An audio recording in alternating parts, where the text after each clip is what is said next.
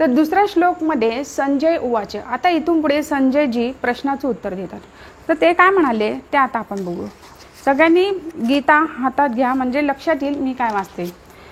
तर इथे सांगितले संजय उवाच दृष्ट्वा तु पांडवानेकं व्यूढं दुर्योधनस्तदा आचार्यम् उपसंगम्य राजा वचनमब्रवीत. याचा अर्थ काय सांगितला. संजय म्हणाला, हे राजन, पांडुपुत्रांनी केलेल्या सैनिकांची व्यूहरचना पाहून दुर्योधन आचार्यांकडे गेला आणि त्याने पुढील प्रमाणे बोलण्यास आरंभ केला. आता व्यूहरचना पाहिली दुर्योधनाने. आता या श्लोकमध्ये काय म्हणले, राजा म्हणले.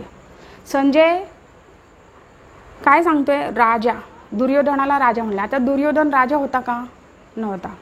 मग इथं राजा का म्हणले, त्याचं कारण असं आहे की धृतराष्ट्र जरी राजा असला तरी त्याने हे राज्याचं शासन केलं नाही. हे राज्याचं शासन कोण करत होतं, दुर्योधन. तो सगळं दुर्योधनाचाच ऐकत होता. म्हणून इथे राजा दुर्योधन म्हणले. राजा वचनमब्रवीत. दुर्योधनाला राजा म्हणण्याचं कारण हे सगळं राज्य त्याचं शासन दुर्योधन करवतात. आता दुर्योधन जे बोलेल तेच चालू होतं तिथं, बाकी कोणाचं चालतच नव्हतं, म्हणून त्याला राजा म्हणले. आता दुसरी गोष्ट, राजा म्हणून संजयजी राजा म्हणतात. आता राजा म्हणून त्या धृतराष्ट्राला प्रसन्न करायचे होते की चला आपल्या मुलाला राजा म्हणले, भविष्यात तरी राजा होईल ही अपेक्षा होती त्याची. आपल्या पुत्रांनी राजा व्हावं, हे राज्य मिळावं, म्हणून तो राजा म्हणते.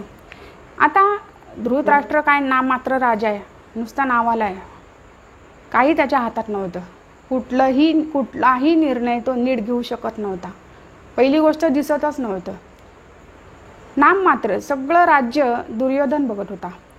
तर म्हणून तर युद्धाचे कारण कोण आहे, दुर्योधन आहे. या युद्धाला कारणीभूत दुर्योधन आहे. आता दुर्योधनाला राजा म्हणले तरी दुर्योधन कोणाकडे गेला, सेनापती द्रोणाचार्यजींकडे. आता राजा म्हणल्यानंतर तरी सुद्धा तो गेलाच ना, म्हणजे त्याला किती कळतंय. आता तो का गेला हे बघू. द्रोणाचार्यजींकडे जाण्याचे कारण काय हे आपण लक्षात घेऊ.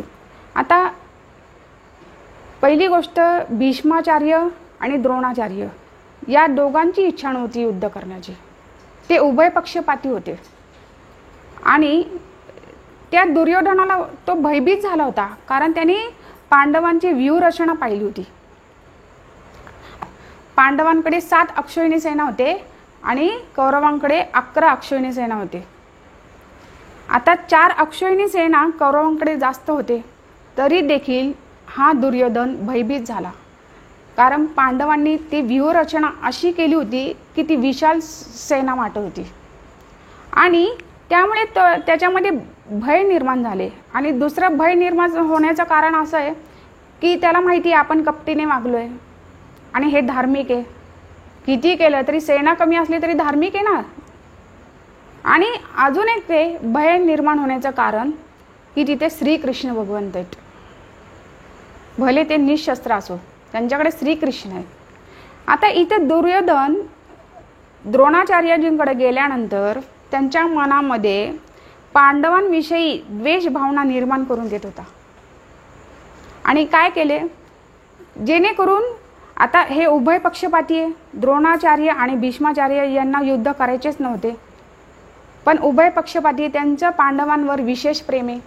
आणि दुर्योधन पांडवांविषयी द्वेषभाव निर्माण करून जेणेकरून हे द्रोणाचार्याने पूर्णपणे आपल्या पक्षात राहून युद्ध करावे, हे त्याची भावना होती की तुम्ही उभय पक्षपाती होऊ नका, तुम्ही पूर्ण इथं लक्ष केंद्रित करा, यांच्याशी युद्ध करायचे तेही प्रामाणिकपणाने, हे त्याचं इच्छा होती. तर आपला स्वार्थ सिद्ध करण्यासाठी तो तिथे गेला द्रोणाचार्यांकडे. आता प्रश्न हा आहे की तिथं भीष्मजी होते आणि द्रोणाचार्य होते, मग भीष्म पितामहाकडे का नाही आधी गेला, द्रोणाचार्यजींकडेच का.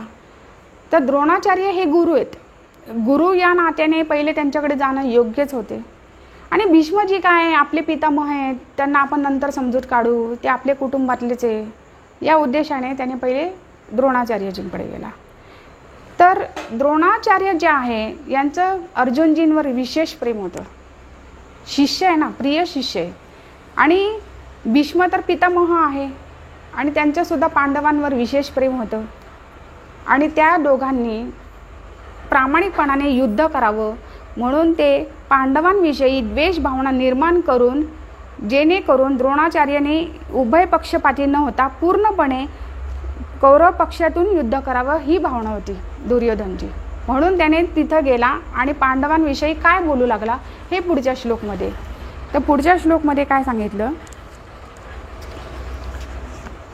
पश्चेतां पांडुपुत्राणाम आचार्यं महतीं च मुं व्यूढां द्रुपदपुत्रेण तव शिष्येण धीमता. काय म्हणले इथे, हे आचार्य, तुमचा बुद्धिमान शिष्य द्रुपद पुत्र याने कौशल्याने रचलेली ही विशाल पांडवसेना पहा. आता इथे द्रुपद पुत्रेण म्हणले, इथं विचारपूर्वक बोलते, लक्षात घ्या. एक एक शब्द फार महत्त्वाचा आहे. दुर्योधन विचारपूर्वक कसा बोलते, द्रुपद पुत्रेण. आता द्रुपद पुत्रेण बोलायची काय गरज आहे, दृष्टद्युम्न पण म्हणू शकत होता. द्रुपदचा पुत्र कोण आहे, दृष्टद्युम्न म्हणू शकला असता. इथं द्रुपद पुत्रेण म्हणलाय. असं म्हणण्यामागचं कारण असं आहे की त्याने दाखवून दिले, आठवते ना तुमचं वैर आहे द्रुपदची. आता द्रोणाचार्य आणि द्रुपद यांचं ते बालक होते ना, एका विद्यालयात ते शिकले होते, एका गुरुकुलात शिकले होते आणि त्यांची घनिष्ठ मैत्री होती. आणि जेव्हा ते मोठे झाले तर द्रुपद राजा झाले आणि द्रोणाचार्य जेव्हा द्रुपदजींकडे गेल्यानंतर द्रुपदने सांगितले की तुझी माझी मैत्री होऊच शकत नाही. मी राजा आहे, तू भिक्षुक आहे. एक राजा आणि एक भिक्षुकची मैत्री होऊ शकत नाही. तेव्हा द्रोणाचार्यजींना क्रोध आला आणि त्यावेळेला त्यांनी जी विद्या दिली होती, शस्त्रविद्या पांडवांना कौरवांना, तर ते कौरव आणि पांडवांची जेव्हा गुरुदक्षिणा घ्यायची वेळ आली तेव्हा ते म्हणाले की जा द्रुपदला बंदी करून आणा, हीच माझी गुरुदक्षिणा. आणि त्यांनी बंदी करून आणल्यानंतर त्यांनी सांगितले तुझे अर्ध राज्य आता माझे. आता तरी आपण समान झालो, आता तरी तुझी माझी मैत्री होऊ शकते ना. पहिले आपण समान नव्हतं, आता तुझं अर्ध राज्य माझं आहे, आता तरी होऊ शकतं. द्रुपदला एवढा राग आला, इतका क्रोधिष्ठ झाला. त्यांनी काय केलं की यज्ञ केले आणि यज्ञामध्ये द्रोणाचार्यजींचा वध करण्यासाठी पुत्र प्राप्त करून घेतला. त्या यज्ञातूनच दृष्टद्युम्न आणि द्रौपदी हे दोघं प्राप्त झाले. तर म्हणून इथे दुर्योधन दाखवून देत आहेत की द्रुपद पुत्रेण, म्हणजे बघा द्रुपद पुत्र. तर इथं त्यांना हे दाखवायचं आहे की द्रुपद पुत्राला सेनापती बनवले पांडवांनी मुद्दामून. आता असं का म्हणले, कारण हा जो दृष्टद्युम्न आहे याच्या हातून द्रोणाचार्याचा वध होणार आहे आणि त्याला शस्त्रविद्या कोणी शिकवली, द्रोणाचार्यजींनीच. इथे ते मुद्दामून दाखवून देतोय तो दुर्योधन की बघा ज्याच्या हातून तुमचा वध होणार आहे त्याला तुम्ही शस्त्रविद्या शिकवली आणि आज तोच तुमच्या विरोधी पक्षात उभा राहून सेनापती झालाय. बघा पांडवांनी मुद्दामून त्याला सेनापती बनवले. म्हणजे तो कसा पांडवांच्या विषयी द्वेष भाव निर्माण करून देतोय, कपटी भाव निर्माण करतोय. द्रोणाचार्यजी यांच्या मनामध्ये जे भावना निर्माण करतोय ते एक एक श्लोकमध्ये कळतं. आता दुर्योधनाला भय निर्माण होत होते कारण त्यांनी व्यूहरचना अशी केली होती की ती विशाल दिसत होती. 7 अक्षयिणी सेना होते आणि इथं 11 अक्षयिणी सेना होते, तरी तो भयभीत झाला. त्याच्या मागचं कारण की पांडवांमध्ये एक मत होते आणि यांच्याकडे एक मत नव्हते. कौरव पक्षामध्ये एक मत नव्हते. पांडव सेनेला साधारण समजू नका, सावधपणे युद्ध करा असं तो सांगतोय द्रोणाचार्यजींना. पुढे 3 श्लोक इथे या गीतामध्ये 3 श्लोक लागोपाठ आलेत.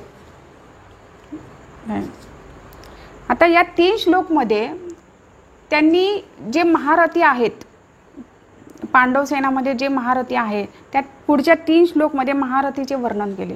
ते आपण 3 श्लोक एकदम घेऊयात.